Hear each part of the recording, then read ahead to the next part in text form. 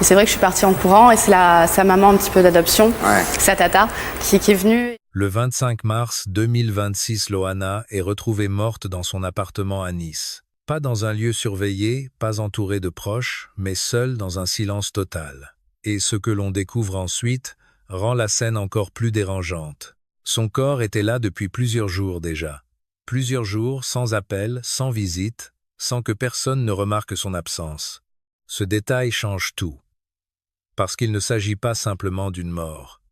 Il s'agit d'une disparition dans l'indifférence presque invisible, comme si plus personne ne regardait. Et pourtant, il y a 20 ans, c'était l'inverse absolu. Loana était la femme la plus observée de France. Des millions de regards suivaient chacun de ses gestes, chacun de ses mots, chacun de ses silences. Elle ne pouvait pas faire un pas sans être commentée. Sa vie entière était devenue un spectacle diffusé en continu, consommé en temps réel. Elle n'était pas seulement connue, elle était omniprésente. Alors, comment une femme que tout un pays regardait sans interruption a-t-elle pu disparaître ainsi sans que personne ne s'en aperçoive? La réponse ne se trouve pas uniquement dans ce qui lui est arrivé. Elle se trouve dans ce que nous avons fait d'elle. Parce que Loana n'était pas simplement une star de télé-réalité. Elle était le point de départ d'un système. Un système où l'intimité devient un produit, où la fragilité devient du contenu, et où une vie peut être regardée, exploitée puis oubliée. Et pour comprendre comment cette trajectoire a été possible, il faut revenir en arrière. À un moment précis où tout a basculé. Un soir d'avril 2001. Le début de Loft Story. Au début des années 2000, la télévision française reste encore cadrée, presque protégée. Les invités sont sélectionnés, les images sont contrôlées et surtout, la vie privée reste une frontière que l'on ne franchit pas. Ce qui se passe derrière les murs d'un appartement n'appartient qu'à ceux qui y vivent. Le public regarde mais à distance. Puis arrive Loft Story.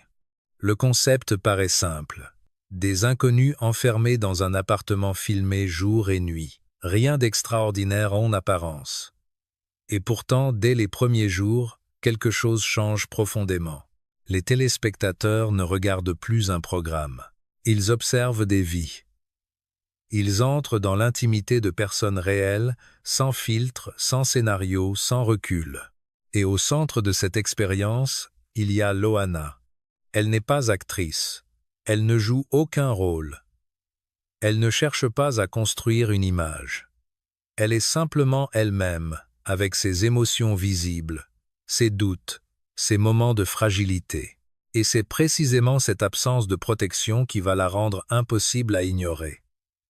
Le public s'attache, mais il juge aussi. Il analyse, il commente, il projette. Puis vient ce moment que tout le monde retient. Une nuit dans la piscine. Une scène intime captée par les caméras diffusée à des millions de personnes. Ce n'est pas seulement un scandale. C'est une rupture. À cet instant, la frontière entre le privé et le public disparaît complètement. Ce qui aurait dû rester invisible devient un spectacle partagé, discuté, consommé. Et quelque chose se brise pas seulement pour elle, mais pour toute une époque. Parce qu'en regardant le public valide ce modèle. Il accepte que l'intimité devienne un contenu. Il s'habitue à observer des émotions réelles comme s'il s'agissait d'un divertissement. Et plus le phénomène choque, plus il attire. Les producteurs comprennent immédiatement ce qui est en train de se jouer. Ce n'est pas seulement une émission qui fonctionne. C'est un système qui vient de naître. Un système basé sur l'exposition totale, sur l'émotion brute, sur la vulnérabilité humaine, transformée en valeur. Et au cœur de ce système, il y a Loana. Mais ce que personne ne réalise encore, c'est que cette exposition n'offre aucune protection. Contrairement aux artistes qui construisent un personnage, elle n'a aucun filtre entre elle et le regard du public. Tout ce qu'elle montre est réel. Tout ce qu'elle ressent est visible. Et dans un monde qui observe sans relâche, cette authenticité devient déjà une faille. À la sortie de Loft Story, tout s'accélère. En quelques semaines à peine, Loana ne revient pas à une vie normale. Elle entre dans une autre forme d'enfermement beaucoup plus invisible mais infiniment plus exigeante. Son visage est partout, son nom circule sans arrêt, et chaque apparition devient un événement. Les propositions s'enchaînent sans pause. Un livre écrit presque immédiatement comme si l'on voulait déjà capturer son histoire, la fixer, la transformer en objet. Puis la musique, un single lancé non pas pour sa qualité artistique, mais parce que son nom suffit à attirer. Les soirées, les plateaux, les défilés, sa présence devient une garantie d'attention. Progressivement, quelque chose change dans la manière dont elle existe. Elle n'est plus simplement une personne que l'on invite. Elle devient une image que l'on utilise. Chaque émotion, chaque sourire, chaque fragilité se transforme en matière exploitable. Ce qu'elle vit n'est plus seulement vécu, c'est observé, capturé, diffusé. Et derrière cette mécanique, tout est calculé. Rien n'est laissé au hasard. Mais contrairement à d'autres, elle ne joue pas un rôle. Elle ne possède ni distance, ni masque, ni personnage pour se protéger. Lorsqu'elle est heureuse, c'est réel.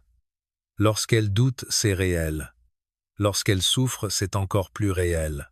Et c'est précisément cette authenticité qui attire, car plus elle donne d'elle-même, plus elle devient vulnérable. Le regard du public n'est pas neutre. Il attend, il juge et il compare. Il exige toujours plus d'émotion, toujours plus de vérité. Et dans ce système, la fragilité n'est pas un problème à protéger, c'est une ressource à exploiter. La question devient alors inévitable. Qui la protège réellement dans tout cela? Avec le recul, la réponse est brutale. Personne. Parce que dans un système où l'humain devient produit, ce qui la rend touchante devient aussi ce qui va l'épuiser. Et pendant que les chiffres montent, pendant que l'attention grandit, quelque chose commence déjà à se fissurer lentement, presque invisiblement. Une fatigue. Une pression constante. Une exposition qu'elle n'a jamais appris à gérer. Et derrière cette ascension fulgurante, une autre trajectoire se dessine déjà. Plus discrète. Plus fragile. Une trajectoire qui ne vient pas des projecteurs, mais de bien plus loin. Bien avant les caméras, bien avant la célébrité, Loana portait déjà quelque chose que personne ne voyait vraiment. Derrière l'image d'une jeune femme souriante, accessible, presque légère, il y avait une histoire beaucoup plus fragile, construite sur des repères instables et un besoin constant d'être aimée. Son enfance n'a rien d'un équilibre solide. Un père alcoolique, une mère absente, un environnement où l'affection n'est jamais garantie. Et lorsqu'on grandit dans ce manque, on apprend très tôt à s'adapter, à plaire pour exister, à sourire même quand quelque chose ne va pas, à cacher ce qui fait mal pour ne pas être rejeté. Ces mécanismes permettent de tenir, mais ils ne disparaissent jamais. Ils restent là en silence, prêts à réapparaître dès que la pression devient trop forte. Et la pression pour elle va arriver d'un seul coup. Lorsque Loana entre dans Loft Story, elle ne fait pas que s'exposer au regard du public. Elle s'expose émotionnellement, sans protection, sans filtre. Ce que les téléspectateurs perçoivent comme de la spontanéité ou de la sincérité est en réalité le reflet d'une vulnérabilité profonde. Une fragilité qui ne demande pas à être regardée, mais à être protégée.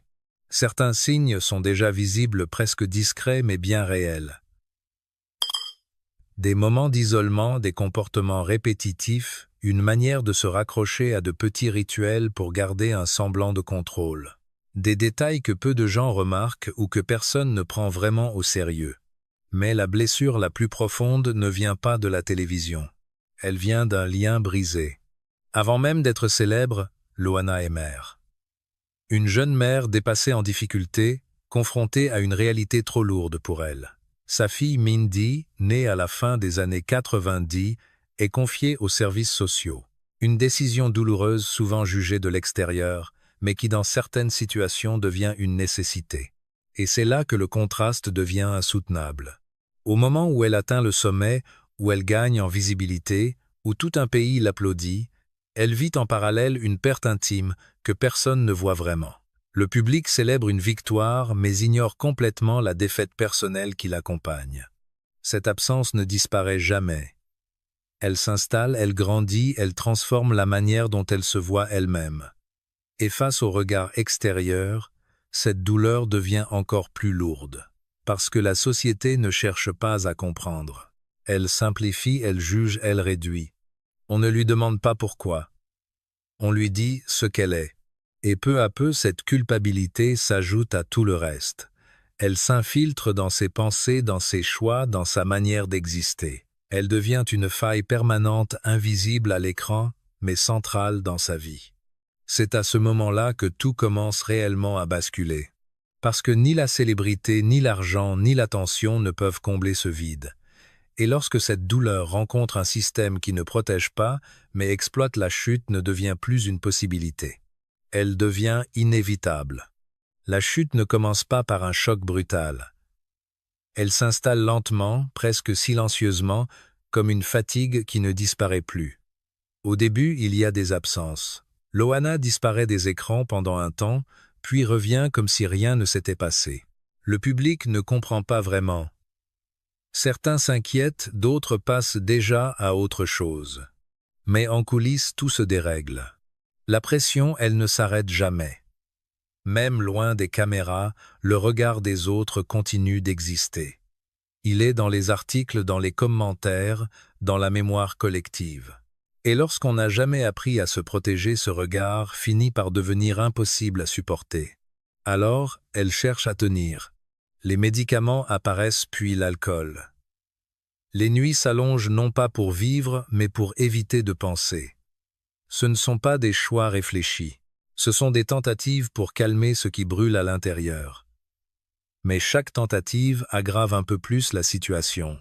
Ce qui devait aider devient une dépendance. Et la dépendance devient une prison. Autour d'elle, les relations se fragilisent.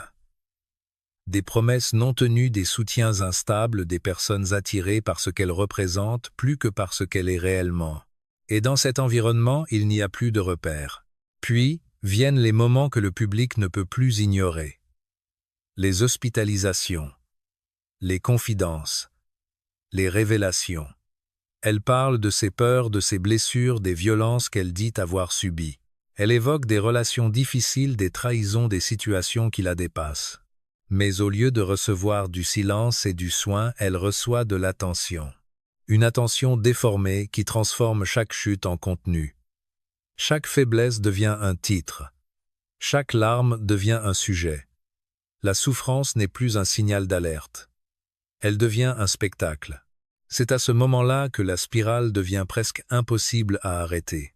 Loana confiera avoir tenté de mettre fin à ses jours à plusieurs reprises.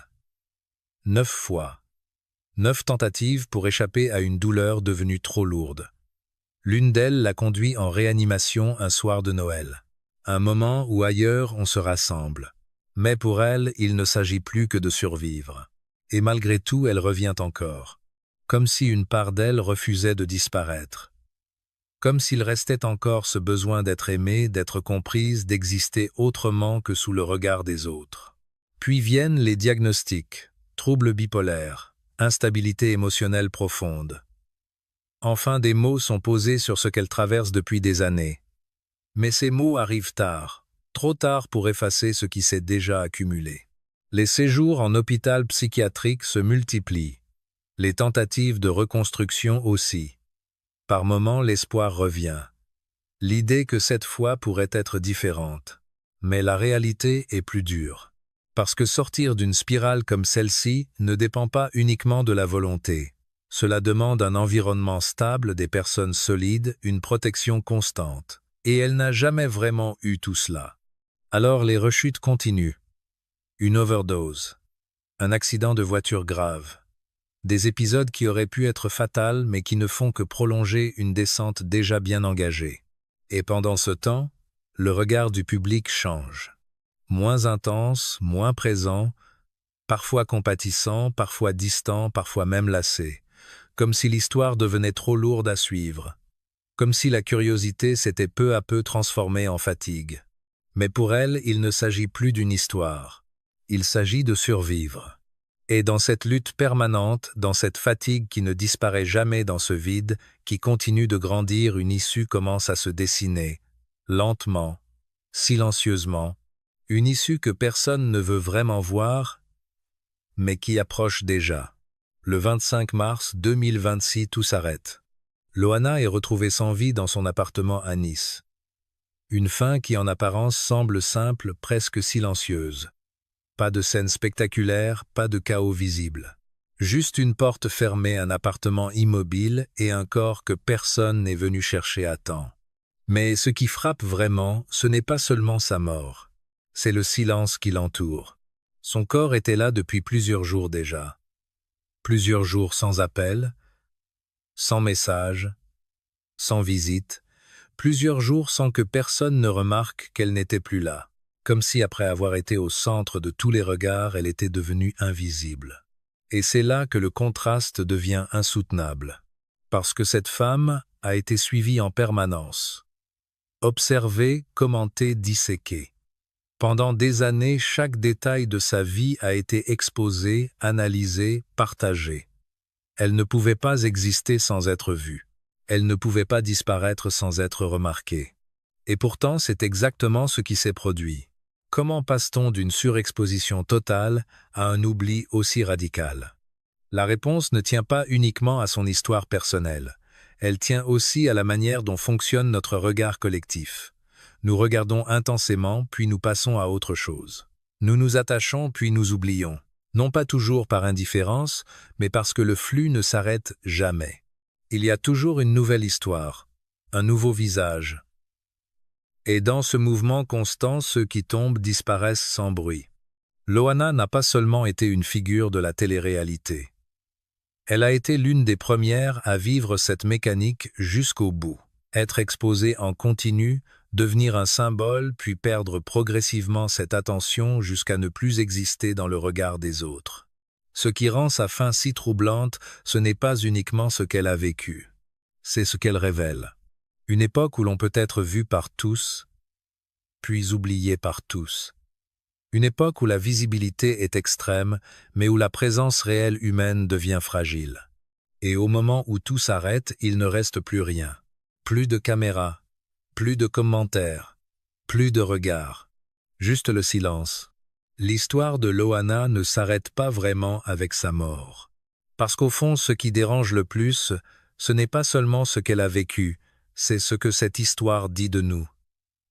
Nous avons suivi son ascension, ses émotions, ses excès, ses chutes. Et puis progressivement, nous sommes passés à autre chose.